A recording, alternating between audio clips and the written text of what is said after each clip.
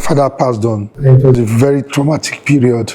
Your first business experience was when you were in primary school. Where did you come up with that idea? Poverty will make you think. In primary school, I also did bricklaying, by the way. So when I had to become a bus conductor, it wasn't strange to me while I was serving in that secondary school. I got to the school and discovered that for almost 15 years, nobody in Obeleodon Community High School, no students passed enough to go to university. So I started organizing lessons.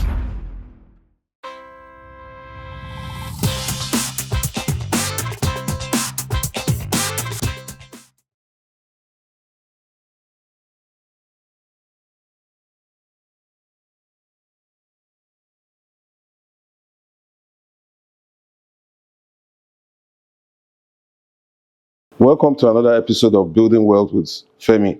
In this podcast, we interview successful entrepreneurs with the aim of learning from their experience, their challenges, and the strategies they used in building their business.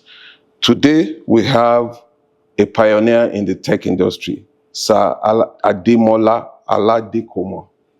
It's nice meeting you, sir. Thank you so Finally. much. It's nice meeting you. I've read a lot about you, and you have a very interesting story.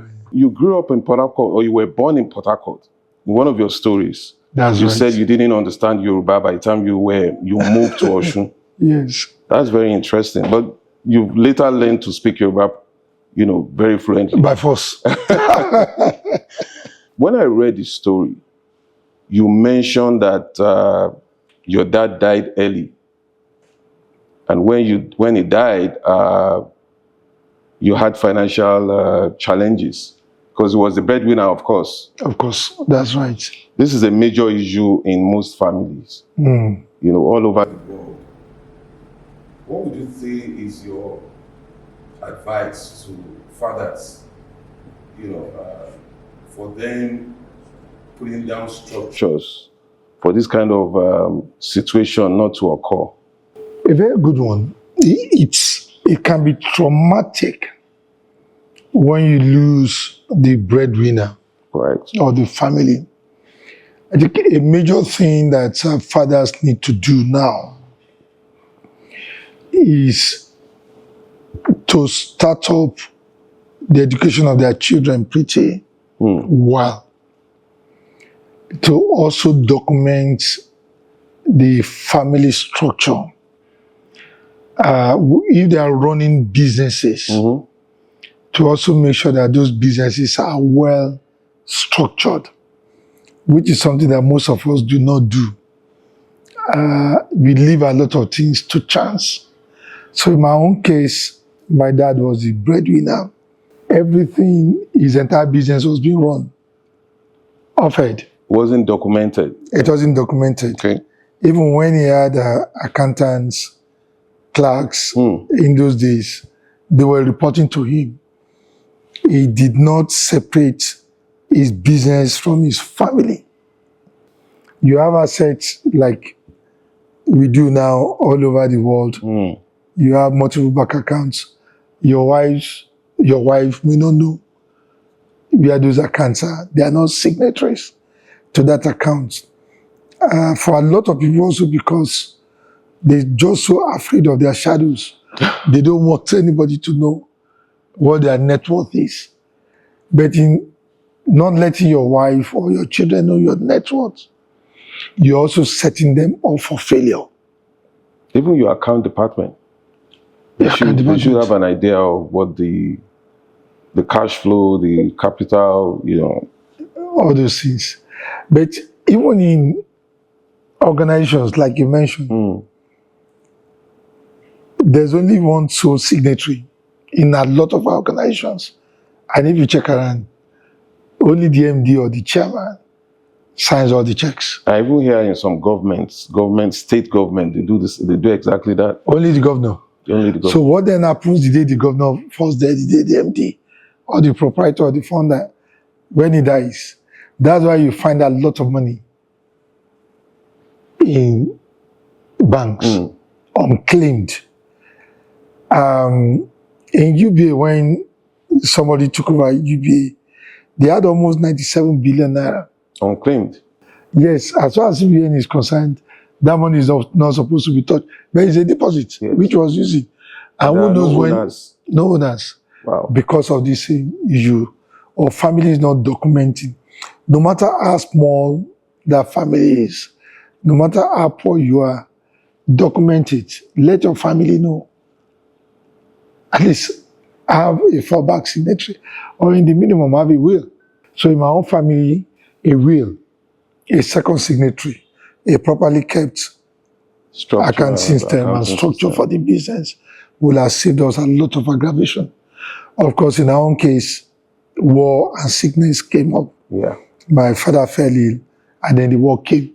And these are natural things that happen in life. And you might not be able to foresee anyway. You can't foresee them. So it's always good to have structures in place.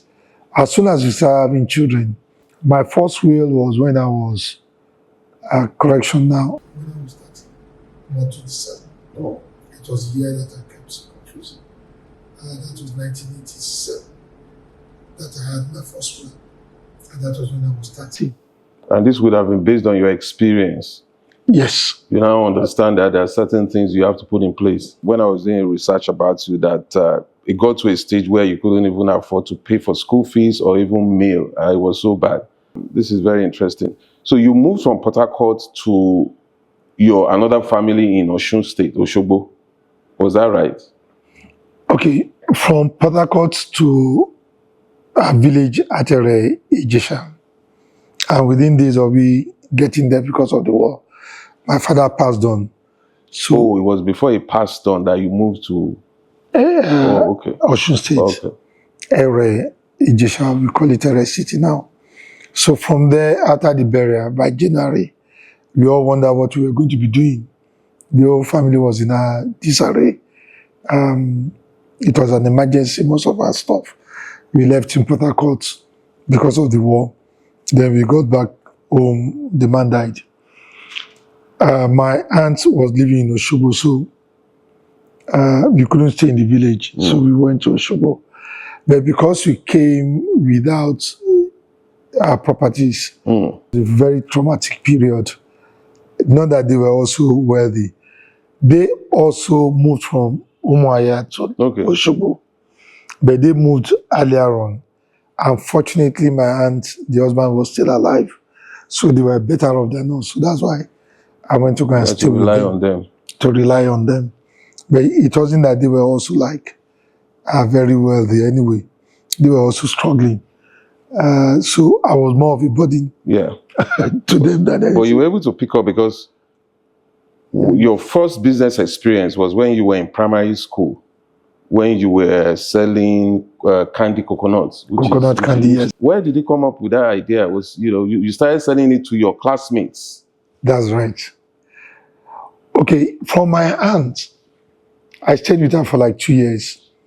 And then my mom got settled down, so I moved to my mom. Unfortunately, we had a visitor that came to the house. By now, I was still in primary school, primary 4. So this guy came, gave me a coconut. And I've had to buy coconut candy before. So I knew it was out of that. You were like, how old this? I was now 13. 13, okay. Yes, 13. Okay, so you had coconut candy that you liked? Yes. So I asked my mom to tell me how to make the coconut candy, so she showed me. And out of that one single seed, I was able to get a lot of packs wrapped up. I couldn't eat everything that day, so I kept some the following day. I took it to school, and my mates liked it. In those days, I didn't have money to be buying food. So buying food. You didn't have money to be buying food? Yeah, of course, during lunch. You are lucky that when you get back home, you have something to eat. So buying food, lunch at school that was a luxury. So they were all asking me to give them part of the coconut. You guys, you've eaten my only 2 coconuts you want to eat. You better start paying me. Oh. So that's how you went into business. Yes. It wasn't intentional. I didn't think about it when I was coming to school. I just did not want to leave my coconuts at home. So I packed it. I will eat some. Coming back, then my mates, they loved it. I started selling. Part of that money, when I was going back home, I bought 2. From 2, bought 6. And then you were building a business. It became a big business. You saw an opportunity, like you said in one of your videos. You said that was an opportunity, and you said when there is a desire to meet a need, that's right. Then that will create some kind of an opportunity. That's exactly what. So even though you might not have been aware of what you were doing then, at that point, and then you also said that you build from 2, you turned 2 kobo to 10 kobo. So you were building capital. That's right. You know, in any society, and that's what I've discovered about most of our businesses, there are always opportunities where you have 2, 3 human beings. Somebody will need food, somebody will need housing, somebody will need clothing, it may be transportation. There's always a genuine need to be met. When we started life, I was driving a taxi, I was doing MBA, I had a son. I would drop her at school, she was like, I would do my taxi runs. I was always scarce in my MBA classes. Go and do my taxi business, come back, collect notes, read. I was able to feed them very well. So many billionaires, even Adenuga, drove taxis. In primary school, I also did bricklaying, by the way. And that's where I learned dignity of labor. You know, Shobo in those days, when you are doing decking, they pay extra. I think they still pay extra. Even up to now, yes. Up to now. Because it's really hard work. I remember in those days when I come back home, I can't remember the exact amount. And I hand it over to my mom. She would have seen me coming. She would get me water. I will bathe. She would have prepared dinner for me. Said to me that to eat. She would treat me like a king. You have taken over the job of breadwinner. Breadwinner in primary school. Right. So I really, really appreciated that. She appreciated the work I was doing. So when I had to become a bus conductor, it wasn't strange to me. I also did bus conducting. By the way, I'm looking at some of the things you did. You gambled, you did bus conductor, you know, you did photography, sport promotion, poetry. You've been everywhere. But this was based on necessity. Poverty will make you think. Poverty. But at the point in time it came to satisfying needs, the egg business, and that's something I see challenge people, it's a food distribution thing, which I think somebody needs to take up. It came out of the milk distribution in Europe and US. Now, and it's more so today. What did you do then in Lagos? We had the Eric Moore Towers, the 1004 Reef Road, just somewhere down the road there. There were towers. We had the middle class living in those towers, the high rises. So there are some basic necessities that they must have. So we identify bread and egg. And they buy these things every week.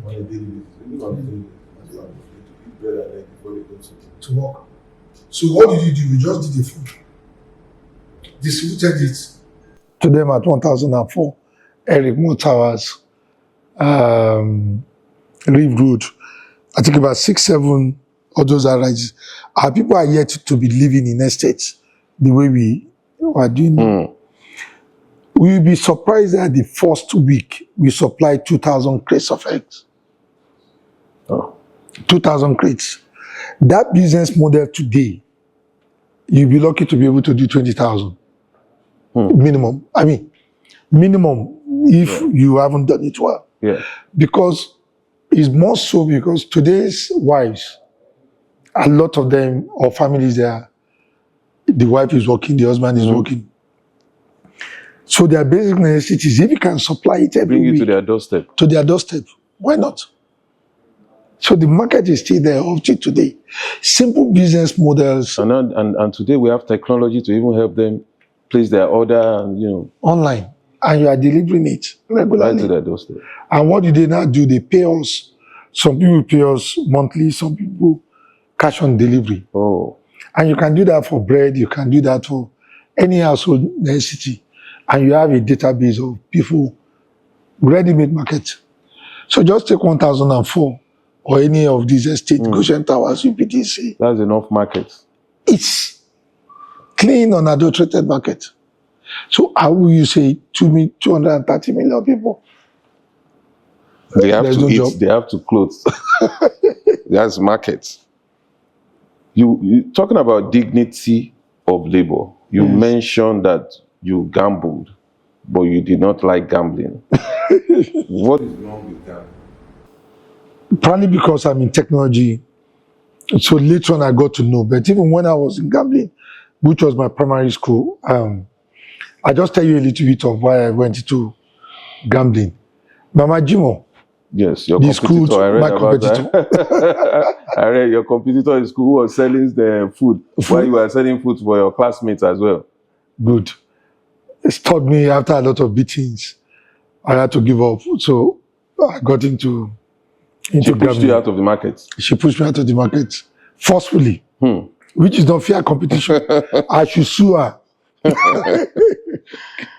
You still remember the name, Mama Jimo? You never Mama forgot. Jimo. No, That I was never her real forgot. name. That's was her her real real name. name. Yeah, Wow. Mama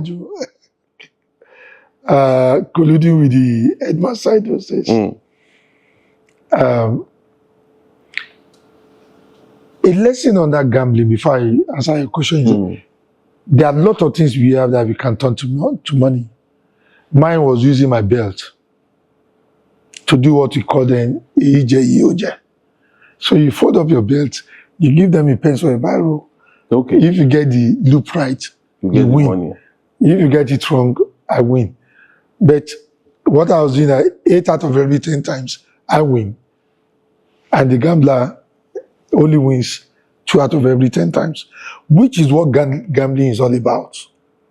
You can never win can't the win the house. house. It's not It's possible. always, the numbers are there. 8 we lose. And who are those people that gamble? They are the dregs of the society, largely. So you are taking advantage. You are taking advantage of the poor. So you have a problem with that. I have a problem with that because my credo does not go. Mine is to serve humanity, to glorify God by service to humanity. Looking at your profile, I already have I think I have an idea where you went into technology because you did computer science at OAU. Yeah. That's so you just finished from school and decided to follow that career, what you read in school. Was that right? There are miracles in life. The hand of God also directs us. I believe very much in that. I was playing Transi, coming to Lagos to drive my taxis. Okay. While at Ife, partying a lot, partied hard. I was rich in the university now. Driving taxi. You were already making money. Yes. Okay. Yeah. Just by driving taxis. So I was into presidential school. So an incident, my mates already got a place where they were going to do the industrial attachment. I got to class and the lecturer asked me, I wasn't in class when he told them to go and get a place. So it was a disaster that got turned to a blessing. So in order to punish me, Professor Kinde, my supervisor then, decided to ask me to do my industrial attachment at Ife in his lab, which was the worst punishment because 6 months out of school. Everybody left. You are still in school. Okay. But that punishment now turned to an advantage to me. I then took it seriously. It gave me, in those days, you don't have computers the way it's built. You had what you call system design kits, which you had to assemble from ground up. So you just had all the chips. Okay. So that exposed me very early. And I believe I must have been one of the most exposed in computer engineering in those days. So that gave me good skills on how to assemble, how to disassemble, how to fix computers. So when I came back to Lagos and after school, during my youth service, because of that skill, I was posted also to a company called Debbie's. Debbie's. Yeah, in Ikeja. Yeah, I worked for about 4 months. But I had a clash on how to fix his system with my boss. He wanted me to go away. I said, look, if I go that way, I was going to destroy something that was very expensive. He insisted that I must do it. The owner came, he supported my boss that I must do it. Look, I'm the engineer here. If I do it, I will destroy it. So I decided to leave, to resign from NYSC. They thought I was joking. That was my last day in Davis. Went back to Lagos State, NYSC, on process. I was resigning from NYSC. The lady was just smiling that, who resigns from NYSC? So I just gave her a small note that I've resigned. So I left, but she found it so funny. A month after, Yeah, they called you back. they called me, asked somebody to go and look for me. And I didn't know what you are doing now, but just go and go to a school. Oh, there will not be any problem in the school. So another mistake or another incident why I know that there is the hand of God in everybody's life is only for you to listen. So I listened to that woman, just like I listened to Professor Kinde, and served faithfully. At those kind of points, I will ask the younger guys to serve, actually listen to elders and serve faithfully. So I did that service. And while I was serving, people were bringing their pieces, computers to me to fix for them. So initially, I was doing it free for my friends. But later on, I was asked to go and work for Instant Young. It used to be called Instant Whining. Yes. And that's where the IT business got started. But one thing that also got started while I was serving in that secondary school, which I like talking about, is an organization called Volunteer Corps. I got to the school and discovered that for almost 15 years, nobody in Obeleodun Community High School. Nobody what? Nobody, no students. Yes. Passed enough to go to university. That means that we had 15 generations of students whose lives got checkered because of bad teaching, bad coaching. So I started organizing lessons every Saturday to let you always see opportunity out of, should I call it disaster? You always see opportunity. So you started coaching. He started coaching them. This time around, not to make money. Okay. But just to get their lives back on track. So we're just helping out. Just helping out. So I did that during the service here. I learned that 1 or 2 passed, but I didn't follow up. But later on in life, after I've settled down, by 1989, I then went back to that same school to start Volunteer Corps. Started teaching these students. And then we started having students going to universities, polytechnics, quite a lot of students, just by teaching them on Saturdays. You went on to build Chams, which is a hardware repair computer company, and then a lot of opportunities. Of course, you were a pioneer. You're one of the very first few with that kind of company. So one of the opportunities you spoke about wide area network wasn't existing, and you also mentioned network was NITED was not efficient. So somewhere in between when you started that company, you saw that opportunity. When we started repairing computers, we got to Instant Whining, which became Instant Nila, and today is Instant Young. They were standalone computers, which we were doing for EW in those days. EW was consulting for Dunlop, for the banks, for UAC. They were using mainframe computers. So we were supplying them those computers and also fixing the computers eventually. But the had problems that those computers were in discrete units. They were what? They are in separate. They were not connected. They were not there was connected. no internet like we have now. So Yeah. they have to interact. They have to interact. Okay. So a UAC, especially that had a lot of departments, they all have separate computers. The competition then were the minis and the mainframe computers, the big mainframe computers that you feel this place quite easily. Even the minis, they are major. So we started thinking, we saw an opportunity whereby we could do more PCs if you're able to connect them together.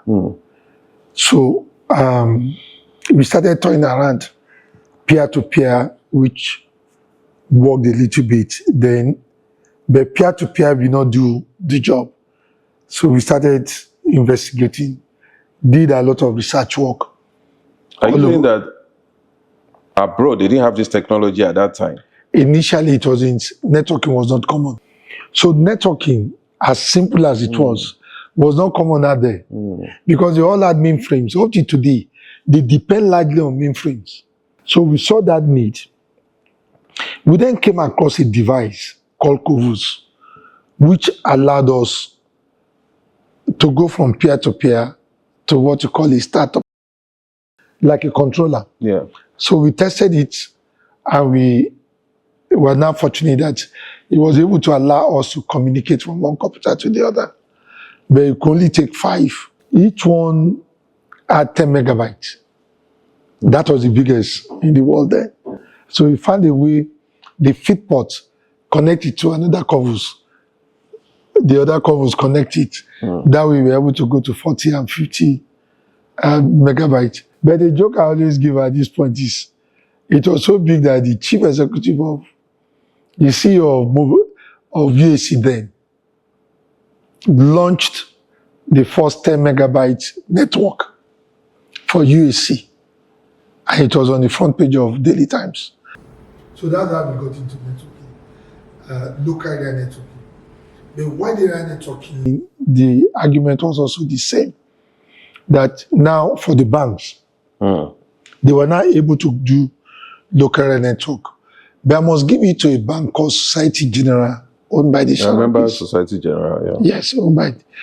They had a microwave network that connected their mainframe in Apapa to their office in Marina. So we started experimenting with NITEL, what you call NITEL lease lines. And we were able to succeed linking Lagos Island to Ikeja. And that's when we had our first legal case in Chams. What happened? Very, very interesting. And a lot of lessons to be learned. So we got this contract from a bank called Commercial Bank Relay nowadays, which then later on became today's Access Bank. Okay. So because we were so good in wide area network, they gave us this thing in Ibadan, Kano, worry, we did it. Added Port Harcourt to it. Port Harcourt had 92 lease lines from Lagos to Port Harcourt. NITEL sold 140. They had 92 lines. Yes. They sold 140. I do not understand the arithmetic. So every morning, engineers maintaining those lease lines for their companies will go there to bribe. So that they are only use. Yes. Unfortunately, I never liked bribery. Because once you start bribing, that business is go down. It's only a matter of time. My people try to keep it up because I do not micromanage. One of the engineers, the chief engineer there, whatever it takes, just make her. Until one day at management meeting, I asked, what's this item for? They said, no, our people are going to NITEL, they need to grease some palms so that our lights will be off. Of course, that was easy. I stopped it. We paid for the line. Go and make it work. You cannot bribe. For how long are you going to do that? Anyway, I did not accept bribery. And you have a contract with the bank. You subscribe with Nitel. Nitel does not have what you needed, and you didn't want to bribe. And I didn't want to bribe. Massive wahala. And for a bank, they've now gotten used to the service. Correct. So why is And our they need network it anyway, yes. They needed it. So And they've paid for it. they paid for it. Unfortunately, I said, look, you want to go and bribe Nitel? Me, I'm not doing it. They said, look, they've given us. Unfortunately, they also paid us for 1 year. And I said, I wasn't providing it. So they took us to court. So that was our first legal case in Chams. We went there, defended ourselves. I can't even remember how the case, I think the case was forgotten. They didn't pursue it after a point in time. After that case, we now slowed down. We then ask ourselves the question, how can a bank deliver their products and services without relying on Nitel? Without using Nitel. Without using Nitel. Looking for opportunities. So we now saw an opportunity And started developing smart card technology and electronic payment. And that's what gave Nigeria electronic payment and smart cards. By this time, you were in big business, because I noticed you already had 5 banks in your kitty. You were already doing business before you went into the government contracts. I did National ID twice. I did BVN for all the banks. National ID is working for federal government and the ministries. I did BVN, leading Chams. Leading Chams, we did National ID, we did BVN, we did INEC, which is supposed to be a cesspool of corruption. We did SIMREG,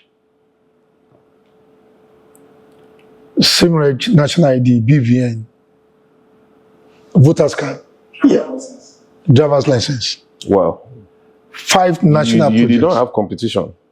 You seem to be taking everything. Yes, which is a way to avoid bribery. Know your mettle, know your work, be good at it, be able to stand firm. I'm the best in this area. Ask for tender and do it well. In all these projects, we did not pay copper bribe. But you did mention that the government was frustrating you at some point. Maybe they were demanding or something. Now, eventually, possibly our luck ran out with National ID. The second time we did it, which was now between 2007 and 2012. I was supposed to do 100 million Nigerians by 2010. But the first frustrated us after Obasanjo left. Eventually, we implemented by 2012. They saw the kind of money we were going to be making. Somebody in NIMSI, not the entire government. And he came in and took over those things. Because he did not want us to make the money. And he asked us to do certain things, which we will not do. So they took the job? They took the job away. They cancelled the PPP. It took us 12 years going to court. And our court system works. But it takes time. It's just that it takes time. Correct. But 12 years, we went to court, we went to mediation, we went to arbitration. Eventually, we won. June 13, 2024, we won the case. And we got compensation. 2024, last year? Just last year, after 12 years. Sometimes to fight for good system, it takes a while. We won. We are back in Federal High Court in Abuja, trying to get the court to certify the payment so that government can pay us. You got a contract to make how many millions of voters ID 2027 within 90 days? That was did you have the capacity to finish that? That was a good contract. You must have been happy. But did you have the capacity? Did you implement it rightly? Like you said earlier, there are a lot of techs that you can discover, that you can assemble We may not be able to manufacture everything here. And no country manufactures everything. Of course. It's just for you to have the idea Where you and to can know get it from. where to get it from. Then you couple it together. So Nigeria ran into a problem with the 2007 election. 2 years before, they gave Delaro a foreign... Delaro, Yeah, Delaro, a foreign company. The contract to do the database and the card for Nigeria. 2 years before. So it wasn't that the government guys were not really ready or they were not doing their best. End of 2006, Delaro came back and said they still needed 2 more years. Look, we have election April. We're not going to change it for anything. It's constitutional. So INEC panicked. They started looking for alternatives. By then, they had about Chams. They came to us. Is it possible for you to do this? We said, yes, it's possible. But Delaro foreign companies failed. They said they needed 2 more years. Yes. And they will give it to a local company for 90 days. Yeah. Let's give it a shot. They told the man that it cannot be done. He said, until I've tried. So give it to us, let's try. And we did it. And we were able to deliver in 65 days. Not only that, they gave us 72 million records. We purified it within those 65 days to 54.3 million records. That's the base that INEC has been building on. At some point, you made some losses. You went PLC, you got a contract to produce for the government. The national ID. National ID. And you decided to spend about 2.8 billion for that on that project or something like that, or something close to that, which you thought the government will play their part. And you learned some lessons from that. There's a lot of young people right now doing projects with government and getting big contracts. What do you have to say about this kind of situation? You recall I said we did the first national ID in 1999 to 2001. Then Obasanjo government came in that 1999, decided to do a tender, which you won, we came first. But the government, for reasons I got to know later, decided to give it to the fifth, the company that came fifth. Sometimes governments make decisions in the best interest of the country. Correct. A lesson I want the younger ones to know. Later on, I got to know this. We won. When they took it from us, we already spent a lot of money. We already doing the job. So it was a massive loss. But we took them to arbitration and we won. The second time, when we now were not going to be called by the same government in 2007, we said we are not interested in your contract. We are going to go to stock exchange, raise money, and do it using our money. So we wanted it to be PPP. That way, we will not be exposed to the vagaries. Or the risk of dealing with the government. With the government. I was like, are you sure? We demonstrated that we buoyant enough to do it on our own. He was very happy. We went to tender. We won. So we implemented without taking any money from the government. Spent $120 million of shareholders' funds to implement. And we implemented successfully, delivered 1.3 million needs. Only for government magic to happen. And government took it from us, took our software, took our... Another government. Another government now. By now, it was not the Jonathan government. But saying government is actually dodging the question. The management of NIMSI then, that made the call to take it away from us. Now that almost led us to bankruptcy until fortunately we got a BVN job that stabilized us. Was that given to you to compensate you? No, it wasn't. How do you stay ahead of this kind of change? How do you survive in this kind of fast changing environment? One is also to be on top of your game. Have a good vision. I find that most companies fail, even with good cash flow, because they lack vision and also passion to follow up the vision. Vision And they also lack passion. Passion, yeah. But all these are guided also by that unseen hand, your faith. Your faith is the one that is going to give you, ensure that you have a passion that can propel that vision. Because when the turbulences of life come, You need something. you need something to keep you going. Spiritual? It has to be spiritual. I haven't found any other thing. Most of us, our vision is to make money, which Only. just make money, which is the most stupid thing any businessman can do. Is to want to give value. Is to have the altruism to say, I'm going to make a difference. If you have to go back to the beginning, what are the things you would advise your younger self?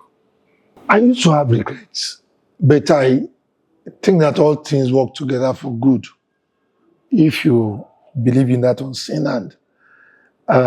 My not working for any organization, just the 4 months in Debbie's, that was the only regret I used to have, especially when the turbulence come. By not working in any organization? Yes, apart from the 4 months. Before you started I spent in Debbie's. Okay. I thought if I'd had more experience. You don't understand how to structure a business. Structure a business. But if I had stayed too long, then I would have done things wrong. That incident that took me out of Debbie's would have been perpetuated. Okay. That being able to stand on your own, I would not have learned it. It has been great talking with you. It was very insightful, and I wish to do this some other time to learn from you. Thank you so much for the good work Yes, you are doing. I appreciate we really appreciate you. Yes, sir. And we appreciate your crew. Yes, sir. God bless you. And God bless Nigeria. And God bless the younger generations. That was an insightful episode with Sir Aladekomo. Join me on another episode of Building Wealth with Femi, where we are going to bring another interesting guest.